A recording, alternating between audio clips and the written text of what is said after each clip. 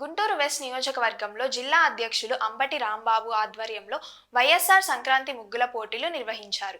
ఈ కార్యక్రమానికి మాజీ మంత్రులు అంబటి రాంబాబు, ఆర్కే రోజా, వైసీపీ నేతలు అన్నా బత్తుని శివకుమార్, నూరి ఫాతిమా, కారుమూరి వెంకటరెడ్డి, వైసీపీ కార్పొరేటర్లు మరియు తదితరులు పాల్గొన్నారు. ఈ సందర్భంగా ముగ్గుల పోటీలలో పాల్గొన్న విజేతలకు బహుమతులు అందజేశారు.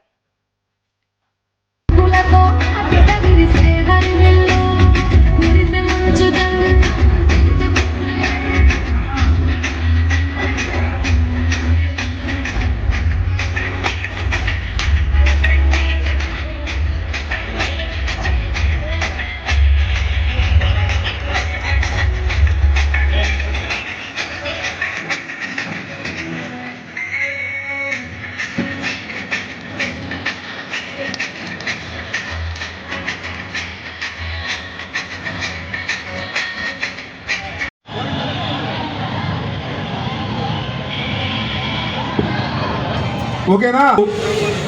కమ్అట్. ఆ గ్యాలరీ నుంచి బయటకు వచ్చేయండి.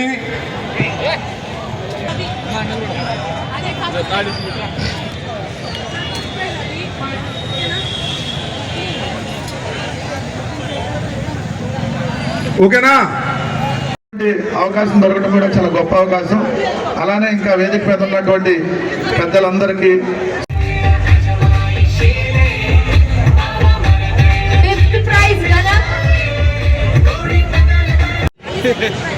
బ్రహ్మాండమైన హిట్ సినిమా కూడా 3 గంటలు కూడా చూడాల, 2ంటికే క్లోజ్ చేసేస్తున్నారు.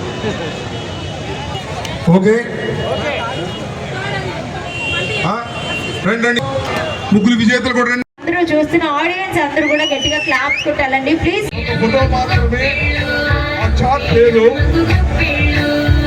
మంజుల గారు third prize photo. Manjula garu congratulation, third prize. Right, fourth praise.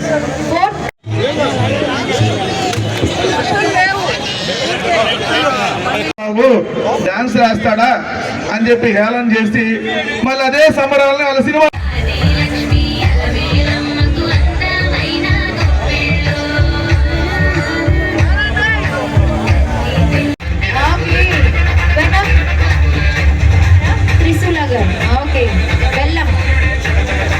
ఏ కేసుకి భయపడకోకుండా జగన్మోహన్ రెడ్డి గారిని మళ్ళా ఈ రాష్ట్రంలో ముఖ్యమంత్రిగా చేసేంత వరకు విశ్రమించమని కూడా ఈ సందర్భంగానే మనం చెప్తాం.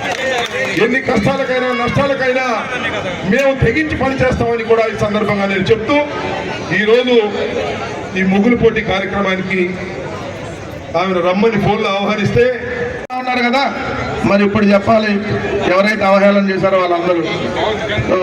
నేను అంతకన్నా ఎందుకంటే చాలా మంది పెద్దలు ఉన్నారు. ముందుగా అందరికీ కూడా ఇక్కడ ఉన్న అందరికీ సంక్రాంతి శుభాకాంక్షలు.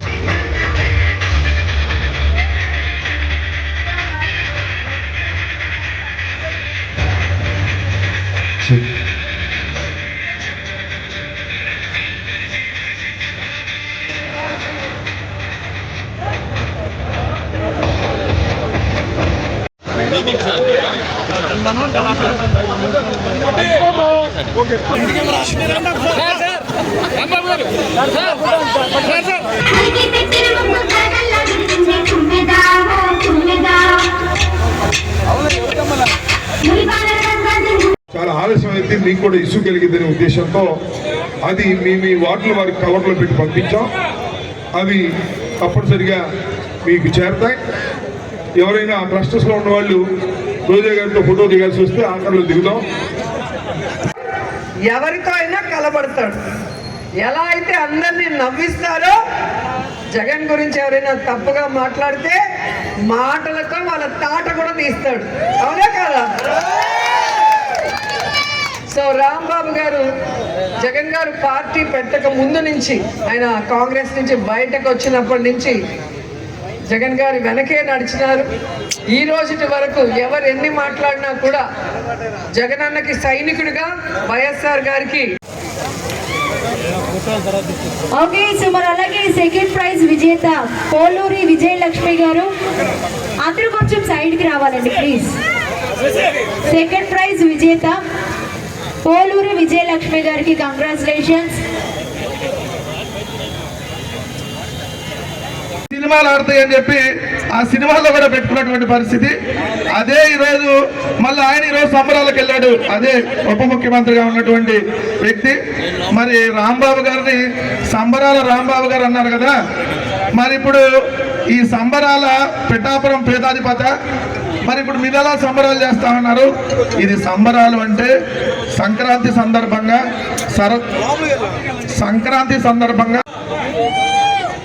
గుంటూరు వాసులకి, ముఖ్యంగా మహిళలకి, వేదిక మీద ఉన్న అతిరథ మహారథులకి, మా కో ఫైర్ బ్రాండ్ అంబటి రాంబాబు గారికి, ఇంకా వేదిక మీద ఉన్న అన్నాబత్తుల గారికి, మేడం గారికి, అందరికీ నా హృదయపూర్వక నమస్కారాలు. నిజంగా చాలా చాలా సంతోషంగా ఉంది. ప్రతి సంవత్సరం సంక్రాంతి ముగ్గుల పోటీ అంటే అంబటి గారు మమ్మల్ని ఖచ్చితంగా పిలుస్తారు, ఆ సంబరాల్లో పాలు పంచుకునే అవకాశాన్ని ఇస్తారు. అలాగే ఈసారి కూడా ఇక్కడికి పిలవగానే మేము ఎందుకు వచ్చామంటే, సంక్రాంతి అంటే ముగ్గుల పోటీలు, ఎడ్ల పందాలు, కొత్త అల్లుళ్ళు, కొత్త వంటకాలు, అంతే కదా, కోడి పందాలు. సో అంత కలర్ఫుల్గా, సంతోషంగా, జాలీగా ఉంటుంది.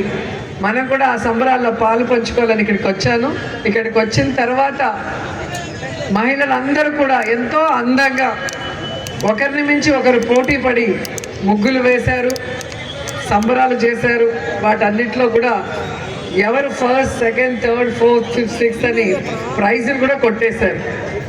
సో సంక్రాంతి ఈ రాష్ట్రంలో అందరికన్నా ముందు గుంటూరుకే వచ్చేసిందని అర్థమైంది ఇక్కడికి వచ్చిన తర్వాత.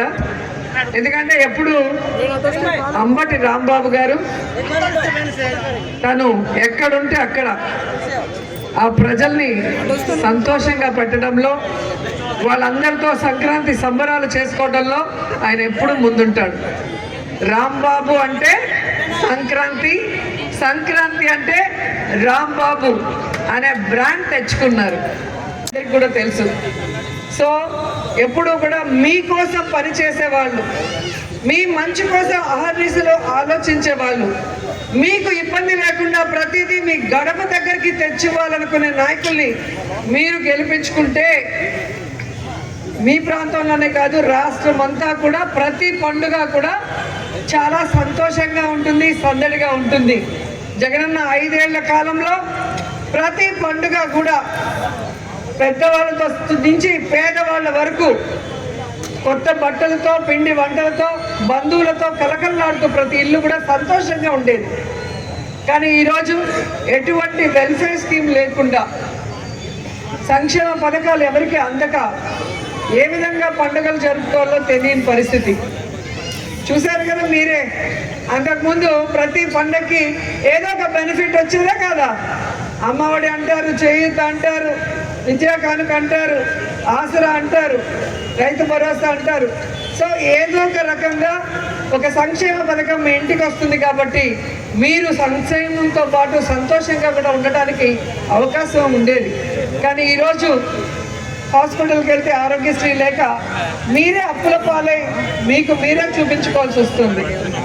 అలాగే స్కూల్స్కి వెళ్తే ఇంగ్లీష్ మీడియం తీసేసి ఈరోజు మళ్ళీ గవర్నమెంట్ స్కూల్స్ నుంచి ప్రైవేట్ స్కూల్స్కి వెళ్ళి అప్పుల పాలయ్యే పరిస్థితి వచ్చింది. కాబట్టి అప్పులు విద్యకి, వైద్యానికి సరిపోతుంది, ఇంకా పండుగలకి ఎక్కడ చేస్తామన్న ఒక డీలా స్థితికి అందరూ వచ్చేయడం మనం చూసాం. అదే 5 ఏళ్లలో మేము వచ్చాం. ప్రతి ఫంక్షన్కి ఎక్కడికి వచ్చినా కూడా ఎంత జన సమూహంతో, ఎంత సందడిగా, ఎంత సంతోషంగా ఉండేది. సో అలా మళ్ళీ రావాలి, మీరందరూ కూడా సంతోషంగా ఉండాలి, మీ పిల్లల భవిష్యత్తు బాగుండాలి, అలాగే మన రాష్ట్రం బాగుండాలి అంటే జగనన్న ముఖ్యమంత్రి అవ్వాలి. జగనన్న ముఖ్యమంత్రి అవ్వాలి అంటే ప్రతి వైఎస్ఆర్సీపీ ఎమ్మెల్యే, ఎంపీలు గెలవాలి.